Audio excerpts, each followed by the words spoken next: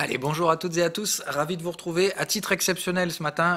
Alors je viens d'enregistrer en fait l'émission pour les intermédiaires, mais je pense que on va pas, enfin je vais pas vous la publier tout simplement parce que je pense qu'il y a une urgence un peu plus intéressante aujourd'hui.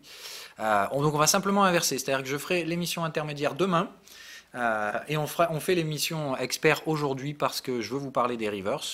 Alors je vous l'ai dit hier de toute façon, en ce moment je trade un peu moins pour des raisons psychologiques et des raisons de contexte. Je suis pas très très chaud en ce moment, donc je trade un peu moins. Par contre, attention, ça ne veut pas dire que je ne traderai pas les signaux et les scénarios que j'ai en arrière-plan et que je travaille, dans lesquels j'attends depuis plusieurs semaines.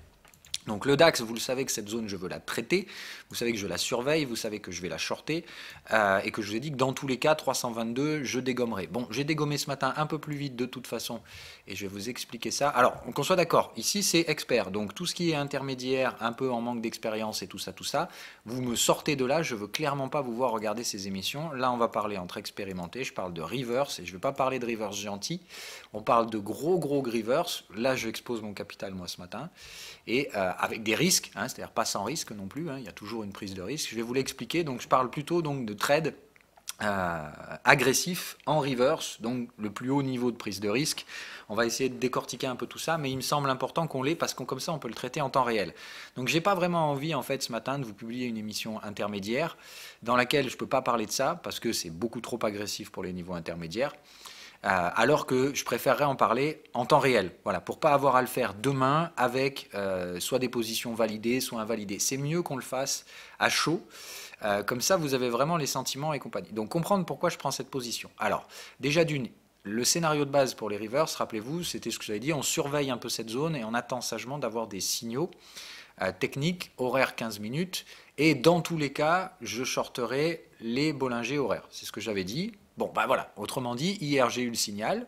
Alors moi j'ai pré-shorté par là, on a eu le signal en 15 minutes là hier, confirmé en horaire derrière. Il y avait tout, hein, les signaux, tout ce que vous voulez. Donc bon, bah, hier soir, je vous dis, moi je garde la position, il n'y a pas de souci, ça devrait bien se passer. Hier j'y suis allé doucement, hein, évidemment, c'était le but, c'était de dire, bon, j'ai des signaux, mais je voulais qu'on teste la zone des 200. Et je me suis dit, bon, hier, on a fait ce micro-test un peu fou à l'ouverture à Wall Street.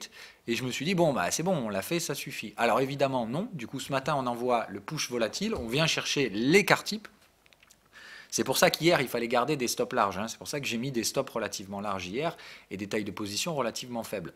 Donc j'ai toujours la position d'hier. Là, j'y colle un renfort. Cette fois, je suis levier, hein, sur le DAX, hein. Je vous le dis direct. Je prends 1,5, alors un peu moins d'1,5. Grosso merdo, j'ai un prix de revient moyen, je ne sais plus. Attendez, je vais vous dire ça, parce que j'ai toujours la position d'hier, hein. Mais je risque 1,5% de capital avec un stop à 430. Donc, voilà, en gros, vous partez de 430, si j'y arrive. Voilà. Et on va à 1,5. Voilà. Donc j'ai un prix de revient moyen, à peu près ça, de 222, un truc comme ça. J'ai toujours la position d'hier, plus le renfort d'aujourd'hui qui fait à peu près 2 fois et demi la taille de la position. Bon, ceux qui veulent, vous pouvez attendre 322. C'est là où il y a du volume, c'est là où théoriquement on devrait aller. Moi, je prends l'écart type direct et je ne veux pas chercher à comprendre plus loin, tout simplement parce que c'est ce que je voulais. Dans la gestion du risque, vous avez la target, vous avez tout ce que vous voulez. Ça, c'est une pattern que je veux que vous appreniez. J'aime autant vous dire, ça, de toute façon, ça va sortir un triangle et ça va sortir une alerte, hein. Autrement dit, c'est l'alerte que j'aurais aimé avoir hier qui va se produire ce matin par un excès à la volatilité, un excès sur l'écart type. Donc ce matin, il n'y a rien, il n'y a aucune nouvelle. C'est ce que je trouve encore fou, parce que autant à l'époque on s'amusait encore à donner des raisons aux hausses de marché, autant ce matin on éclate de 1% à la hausse, on ne sait même pas pourquoi. Il n'y a pas de raison évidente, c'est juste l'autoréalisation technique qui sert à dire, bah voilà, aujourd'hui, en fait, les aspirations haussières peuvent être complètement illogiques, stupides. En fait, on est dans un marché haussier, tout ça. Bon, pour moi, encore une fois, on n'y est pas, hein. On est dans des marchés en range qui ont l'air extrêmement haussiers, mais qui, je pense, encore une fois, se termineront par 99% d'impression d'un marché haussier pour finir à 1% de marché neutre. Et je pense qu'en 1% de temps, d'accord, sur une échelle de temps de 100%, je pense qu'on passera 99% du temps à dire aux gens, mais regardez, graphiquement, c'est haussier, pour détruire tout ça le 1% du temps restant. Donc, je vous l'ai dit, je pense que ça se terminera dans une explosion volatile complètement folle. Alors là, pour le coup, ce sera dénué de sens, hein. La raison et tout ça, il faudra la mettre de côté à ce moment-là. Tout comme je vous dis, c'est extrêmement dangereux de jouer aujourd'hui des marchés haussiers sans raison. C'est-à-dire que, autrement dit, si ça, vous pouvez le faire, d'accord, mais quand vous êtes sur des creux, c'est-à-dire qu'en fait, à post-récession, effectivement, il n'y a pas de raison d'acheter, mais il faut quand même le faire. Après un cycle économique qui a fait 400% sur la bourse, il faut quand même se dire, bon, on va quand même se calmer et effectivement, là, peut-être n'éviter les achats sans réflexion. C'est-à-dire se dire peut-être qu'il faut réfléchir avant d'acheter, au lieu de se dire, mais c'est graphiquement haussier, vous allez passer à côté de l'occasion de la décennie. Bon, c'est avec ce genre de raisonnement stupide que justement on grille 20-25% de son capital stupidement en fin de cycle. Donc, moi je maintiens toujours, pas d'achat. Les ventes, vous savez qu'elles sont risquées, donc spéculatives, avec des stops, tout ça, normalement vous savez. Donc, le DAX, ce matin, je lui colle 1,5% de capital, je suis prêt à les perdre, qu'on soit bien d'accord. Le stop est relativement serré, je me protège par les écarts types. D'accord ? C'est-à-dire que quand on est protégé par la volatilité, c'est de dire derrière, c'est de dire là, on est déjà très con en termes de prix, hein, on est sur de l'écart type en contexte horaire, donc c'est des écarts type daily. D'accord ? Donc là, autrement dit, on est sur des Bollinger Daily. Donc c'est de dire, la Bollinger Daily, elle n'est pas spécialement bandante, vous avez des breakouts haussiers, c'est-à-dire le marché tente d'accélérer sur des bandes de Bollinger qui sont en train de se fermer, c'est-à-dire la volatilité daily se réduit, on essaie de faire des excès, on est divergent, enfin voilà, là le cluster d'informations vendeurs est tellement énorme que c'est flippant. Autrement dit, ici on est même en squeeze, mais pas en squeeze de contraction de volatilité, en fait si vous remettez en momentum, vous allez comprendre. C'est un autre type de squeeze. Hein. Ça, c'est celui que j'appelle le squeeze de non-volatilité. C'est-à-dire que là, vous arrivez... Ah non, pardon, je dis des bêtises. Non, on avait un vrai squeeze. Non, je dis des bêtises. Oubliez ce que je viens de dire. Parce qu'il y a des moments où, en fait, vous allez avoir des squeezes où le momentum, vous voyez, il est tellement arraché vers le haut, en fait, c'est-à-dire il est tellement haussier, le momentum, qu'il est comprimé dans la zone de surachat. Et quand ça arrive, généralement, ça, c'est explosif. Hein. Donc, il faut faire très attention. Bon, là, c'est pas le cas, mais je préférais vérifier. Alors, hop, on revient. Donc, évidemment, moi, dans cette zone, j'y vais. J'hésite pas et je vous dis, j'expose mon capital. Je le fais que sur le DAX. Hein. Je n'ai pas à reshorter du Nasdaq, du S&P, machin. Donc, de toute façon, tous les indices américains, voilà, on va faire le tour d'horizon, on se met en daily, ok, et on regarde où on en est. Donc, sur le DAX, ok, économie en récession, sommet historique à moins de 1,5%. Quoi. Autrement dit, on est à 2% du sommet historique. Bon, il faut quand même m'expliquer comment c'est possible. Alors oui, c'est possible évidemment parce qu'encore une fois, les entreprises elles-mêmes ne sont pas super valorisées. Par contre, qu'est-ce qu'on a fait? Mais on dégage du dividende, du dividende, du dividende, du dividende à mort. Parce qu'aujourd'hui, si vous ne dividendez pas vos actionnaires, ils se barrent. Donc il faut bien comprendre qu'aujourd'hui, les mecs veulent un rendement de ouf dans une économie qui ralentit. Hein, donc toujours pareil, l'asphyxie sur les systèmes de production, et évidemment ça tape tout de suite et toujours sur le système de production qui a besoin de capitalisation en premier, le système manufacturier. Hein. C'est-à-dire que dans tout ce qui est production manufacturière, si vous asséchez l'investissement, vous asséchez tout de suite la production et donc la rentabilité et donc le machin. Évidemment, sur les services, il faudrait que je vous retrouve ça. Putain, j'ai regardé une émission il y a 2-3 jours sur ce thème-là. J'ai trouvé la réflexion extrêmement intelligente. Donc c'est pour ça que je vous en reparle aujourd'hui d'ailleurs. Pourquoi justement donc aujourd'hui le secteur des services s'en sort plutôt pas trop mal dans ces économies en ralentissement et donc asphyxié. Il faut bien comprendre que le processus dans lequel on est actuellement, qui est extrêmement problématique et qui va créer des effets durables, c'est la raison pour laquelle on ne va pas s'en sortir comme certains le pensent de l'ère du ralentissement de la croissance. Ça va être durable et on est empêtré là-dedans pour plusieurs années. Je n'ai pas dit 10 ans non plus, mais je pense encore 1 à 2 ans facile parce qu'il va y avoir des effets collatéraux. Il faut bien comprendre qu'à partir du moment où la profitabilité des entreprises plafonne et où les rendements sont paraboliques, c'est-à-dire il faut augmenter toujours le dividende et le bénéfice par action, alors que les bénéfices réels de l'entreprise sont comprimés, commencent à plafonner, vous avez plusieurs façons d'opter. C'est-à-dire, vous avez la façon, comme on a dit, on fait plaisir à l'actionnaire pour l'empêcher de s'en aller. Ça, c'était un peu le système nouveau consensus. C'était de dire, des allègements de taxes, ça a permis de dégager des excédents de trésorerie. Ces excédents de trésorerie, au lieu de les investir, puisqu'on ne peut pas, on a atteint le plafond de profitabilité. Autrement dit, on ne peut pas produire plus, parce qu'il n'y a pas plus de demande.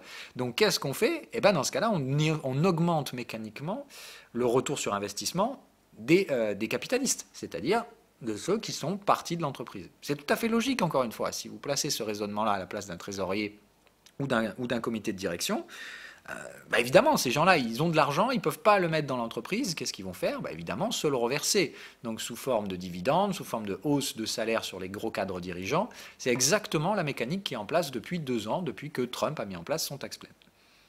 Le problème, c'est que ça asphyxie les moyens de production. Donc ça tape tout de suite sur le secteur manufacturier, puisque manque de moyens dans les systèmes productifs, plus baisse de la demande, égale effet ciseau inévitable, mais pas dans les services. C'est-à-dire que comme le service a besoin de moyens de production relativement faibles, autrement dit, à partir du moment où vous avez des bureaux et des cerveaux, vous arrivez à produire des services. Le cerveau, lui, c'est beaucoup plus pernicieux, parce qu'en réalité, qu'est-ce qui se passe? Il se passe que tout le monde voit des profits mirobolants, mais pas des hausses de salaire.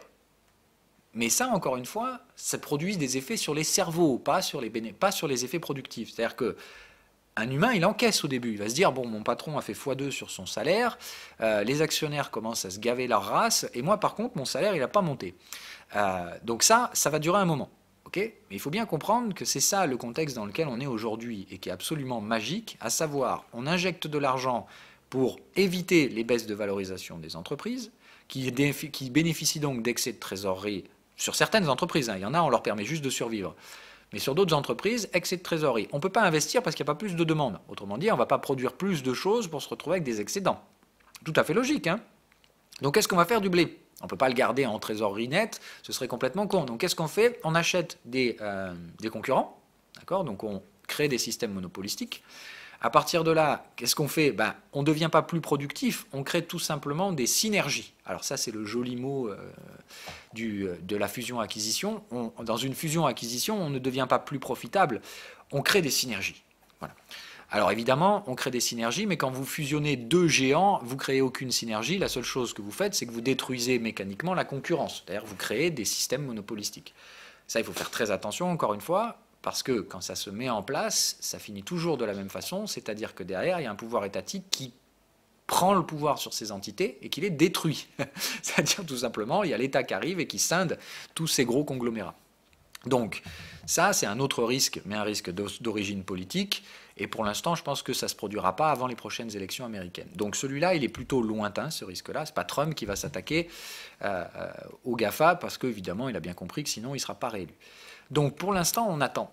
De ce risque-là, je ne le sens pas imminent ni émergent.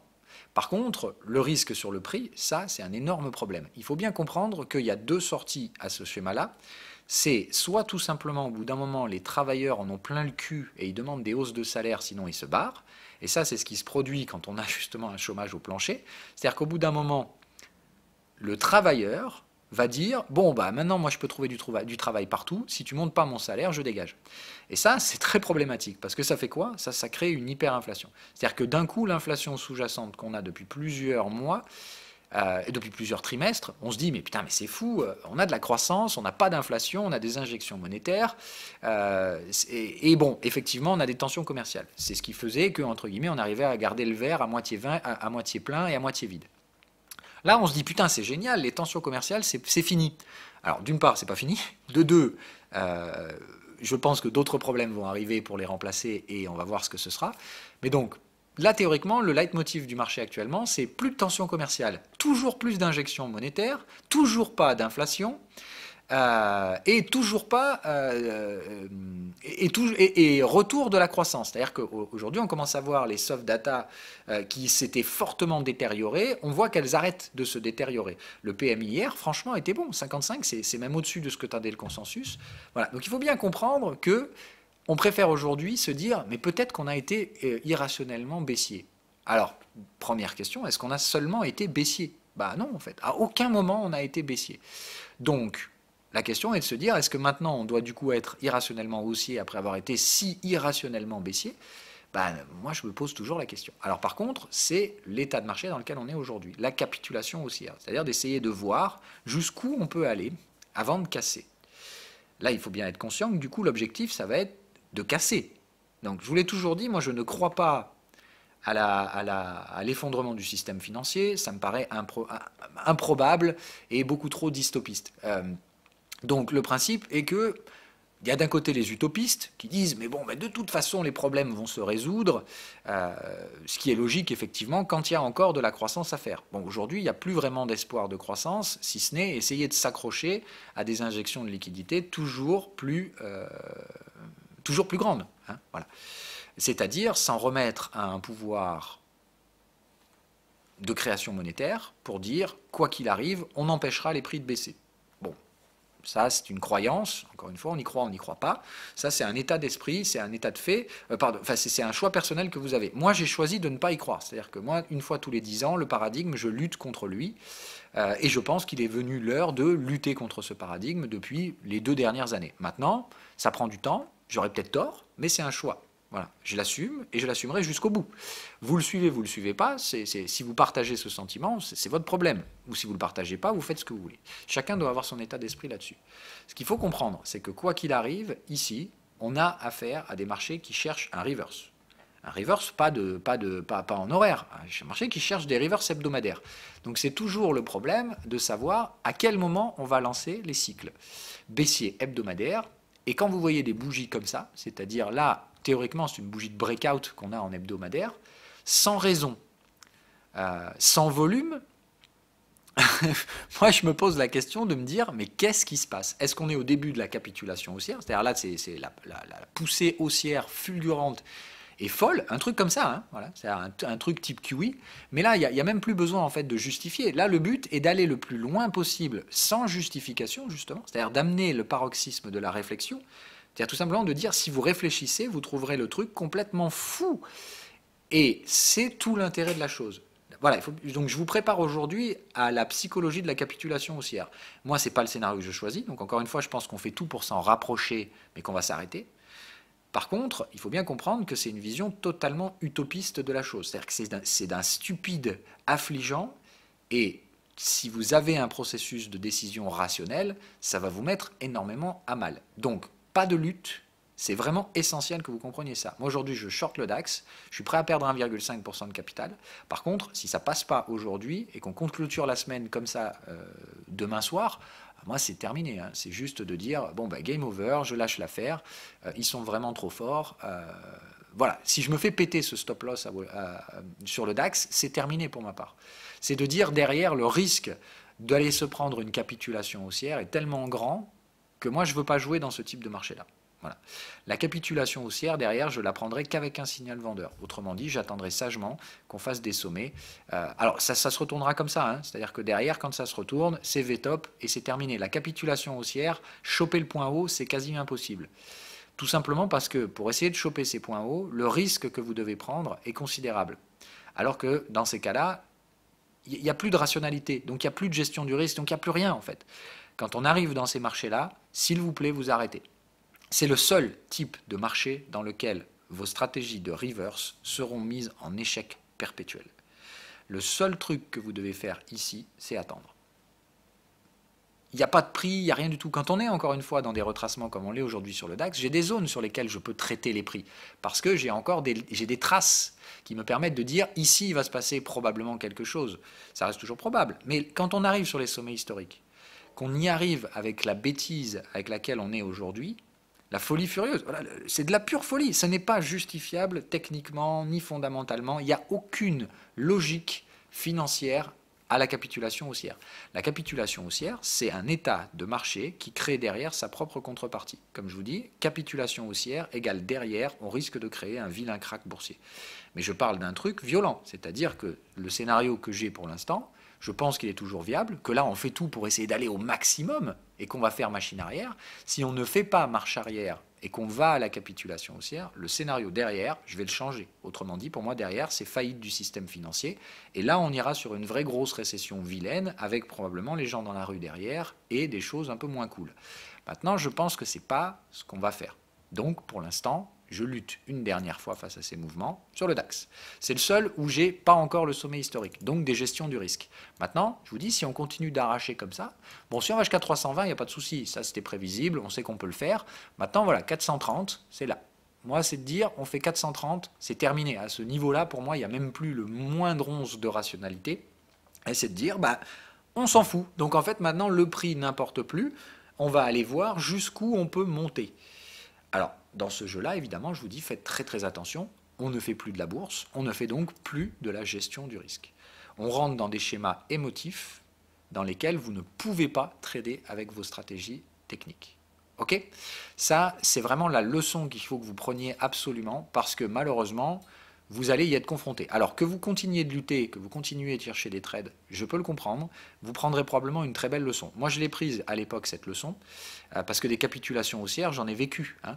Je vous le dis, moi, je me souviens très bien de ces moments-là. C'est pour ça qu'aujourd'hui, j'ai l'impression qu'on essaie de rejouer cette même partition, et que du coup, elle m'est familière. Je m'en souviens de ces moments-là.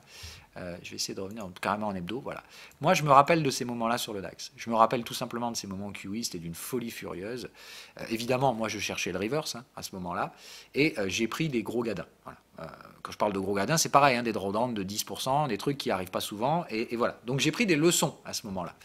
La leçon que j'ai prise à ce moment-là, c'est que tout simplement, quand le marché capitule à la hausse, encore une fois, on avait un QE, certes, et tout, mais c'était pas non plus, voilà, enfin, il n'y avait pas de raison de justifier tous ces trucs-là. On rentrait dans le domaine de l'irrationalité, dans une volatilité complètement inexistante, et cette phase de capitulation haussière. C'est-à-dire, en fait, on capitulait complètement. On se disait, bon, ben, alors, c'est plus trop où on va, mais on y va, et tant qu'on est dedans, ben, on ne peut pas lutter. Et en fait, face à ce truc-là, moi, le premier truc que je voyais, c'était des structures exit partout, parce que tout simplement, les prix ici ne font que montrer des excès tellement fous que tous les indicateurs vous montrent des signaux de reverse tous les 3 matins. Le problème, c'est que là, si vous restez là-dedans et que vous ne comprenez pas qu'on a affaire à des marchés complètement irrationnels, c'est extrêmement dangereux. Ok ? Donc là, il faut comprendre que dans ce jeu-là, si ça se déclenche, il faut arrêter. Okay, donc moi, là, cette semaine, c'est la semaine de test. Alors, si on clôture tout en haut demain, je peux tolérer encore, ça va, mais quoi qu'il arrive, j'ai un stop à 430 et je n'irai pas au-delà. Mais si on clôture la semaine en haut pour faire une semaine baissière comme ça la semaine prochaine, c'est autrement dit faire un truc comme ça, si on fait un gros avalement baissier hebdo la semaine prochaine, ça me va. Voilà. Mais si je me fais déclencher le stop loss, qu'on continue de monter, alors que comme vous le voyez ici, on finit les cycles de momentum hebdomadaire, qu'on est dans des cycles hebdo vendeurs, enfin voilà, bon pour moi, on est hors sol. Voilà, on est vraiment complètement hors sol. Mais on joue ce jeu. Donc, moi je pense que ces targets, on va les réintégrer très très vite et qu'évidemment on va se retrouver avec les contreparties vendeuses. Raison pour laquelle je pense qu'un reverse ici est tradable. Maintenant, il faut être conscient que derrière, si ça ne passe pas, ce qui va suivre, c'est beaucoup plus dangereux. Donc, vous attendez. Moi, théoriquement, j'ai shorté ce matin la target. Donc, je short par anticipation, évidemment, avec les risques que ça comporte. Vous, sinon, vous attendez les confirmations. Okay, normalement, vous devez attendre un triangle rouge. Donc, attendez sagement. Bon, moi, j'ai anticipé un peu parce que je pense que ça va arriver. On est patient, mais donc on joue les écarts types. Moi, j'hésite pas à y aller sur le DAX, je vous le dis direct, j'y suis allé. Je trade levier 1 là, ce matin. Donc, comme j'ai dit, 1,5% de risque sur le capital pour un stop de 1,5% égale levier 1. Voilà. Bon, donc vous connaissez la taille de mon capital, donc vous faites le calcul. J'y vais pas comme un débile, encore une fois. J'y vais pas en mode allez, c'est bon, j'ai sauté toutes mes barrières de gestion du risque. Non, non, je prends juste le risque maximum que je peux prendre sur un trade spéculatif. 1,5% de risque et levier 1. Donc voilà, c'est de dire, je pourrais prendre le même risque, 1,5%, mais avec un stop plus loin. Non, voilà, je pense que le stop à 430, il devrait tenir, et donc je pense que normalement, je peux prendre ce trade. C'est un peu celui que je surveillais depuis plusieurs jours, en fait. C'est-à-dire que hier, je me suis dit, bon, on risque de ne pas faire le shoot pour aller chercher la volatilité, mais je dois le prendre en compte, raison pour laquelle hier, j'y suis quand même allé mollo. Et j'ai bien fait, puisque du coup, ce matin, qu'est-ce qu'on fait? On va chercher l'écart type. Bon, ça ne me surprend pas plus que ça, encore une fois, mais la seule chose qui me surprend, c'est ce contexte, de dire, normalement, pour faire ce genre de truc-là, une hausse de 1% avec des gaps sur le cash, parce que je vais vous montrer la tranche du DAX en cash, voilà. Pour faire ce genre de truc, normalement, il faut une raison. C'est de dire, bon, bah, overnight, il y a eu un truc, il y a eu un communiqué, je sais pas, où il y a eu une super bonne nouvelle ou une super bonne statistique. Là, c'est de dire, aujourd'hui, on s'en fout, en fait. On ne s'intéresse plus à rien. La seule chose qui nous intéresse aujourd'hui, c'est d'essayer de voir jusqu'où on peut imprimer les prix avec une ambiance pas bandante, quoi. C'est-à-dire qu'il n'y a rien qui justifie la hausse, mais on va la chercher. Et c'est ça. La dernière fois historiquement que ça m'est arrivé, c'est 2015. Avec les folies furieuses par rapport à ce QE, qui était de dire, bon ben voilà, putain, ça y est, l'Europe se met à faire du QE, vous vous rendez compte, donc c'était fantastique. Et tout ça. Bon, c'était irrationnel, encore une fois. Mais voilà, moi, la seule époque où je peux contextualiser ce qui se passe aujourd'hui, on n'est pas encore dedans, mais je sens la possibilité de s'en rapprocher, ces fameuses phases donc de capitulation. C'est-à-dire derrière, en fait, il n'y a plus de vendeurs, on sait plus trop ce qu'on fait. On fait monter les prix par absence de vendeurs. sans justification. Et derrière, qu'est-ce qui se passe? Quand on trouve les vendeurs, c'est game over. Je vous rappelle quand même que le DAX post-2015, même si tout n'allait pas encore super bien, hein, et je vais simplement revenir même là-dessus, parce que c'est important que vous compreniez, quand le DAX, je l'ai racheté ici, l'ambiance dans le marché, c'était l'enfer. C'était de dire ici, oh mon Dieu, mais du coup les QE ne marchent pas, c'est la fin du monde, les économies vont s'effondrer, alors que qu'est-ce qui se passait encore ici? Effectivement, il restait encore des potentiels de croissance. Aujourd'hui, on n'a même plus ça. C'est-à-dire que là, si on commence à basculer dans le biais négatif, à savoir se remettre en cause les acquis, la croissance, le machin et ces trucs-là, cette fois, il n'y a rien, hein, qu'on soit bien d'accord.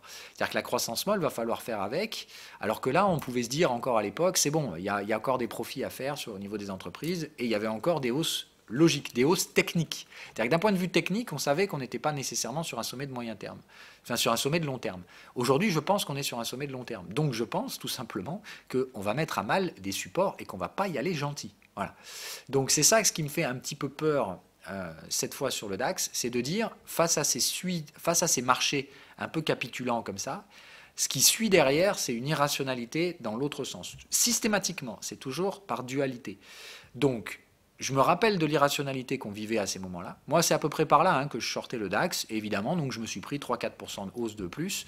Pardon, putain, c'est même pas 3-4%, c'est vrai. Donc 10% de hausse totalement irrationnelle en plus. Attendez, dans le DAX, moi c'est à peu près... Attendez, je vais revenir en daily, je me souviens très très bien de ces moments-là. Voilà, moi c'est là, effectivement, par là que je sortais le DAX. Vous voyez, typiquement, j'applique mes structures. Ici, on vient faire mes petits pullbacks. Là, on fait les excès finaux. Et c'est par là que je tapais le DAX, quoi. Dans ces zones-là, c'est par là que je cherchais à essayer de choper mon truc. Voilà, probablement par là, c'est là où j'ai dû taper. Et voilà, derrière, ils m'ont collé 10% de plus. Voilà. Ça, c'était complètement fou et irrationnel et dénué de sens et tout ce que vous voulez. Là, aujourd'hui, si on fait la même chose, et qu'on est donc, comme je vous dis, à l'aube de rajouter 10 à 12% de hausse stupide, voilà, admettons le DAX à 15 000, c'est possible, hein, encore une fois, c'est tout à fait possible, tout est possible, c'est injustifié, illogique et tout ce que vous voulez. Si jamais on le fait, vous apprenez une chose, il faut laisser tomber, on reprendra les ventes derrière, et il faudra par contre se souvenir qu'on ira derrière jusqu'à l'irrationalité baissière, c'est-à-dire on ira au bord de l'effondrement du système financier. Si on joue ce jeu-là, hein, c'est-à-dire si on va juste faire 10-12% d'excès et que derrière on va rechercher le DAX, vous savez que dans ce cas-là, le DAX, il ne faudra pas qu'on cherche à l'acheter vers les 9000. On essaiera de l'acheter à 7005. On essaiera de le laisser chuter de 10 à 12% de plus dans un excès de folie. Voilà. OK ? C'est vraiment important que vous compreniez ça. Par contre, si derrière on part dans la vraie grosse bubule, là derrière par contre c'est l'effondrement du système financier. Ça je vous l'ai dit et je le maintiens. Je pense que c'est non... Je ne pense pas que ce soit ça le scénario.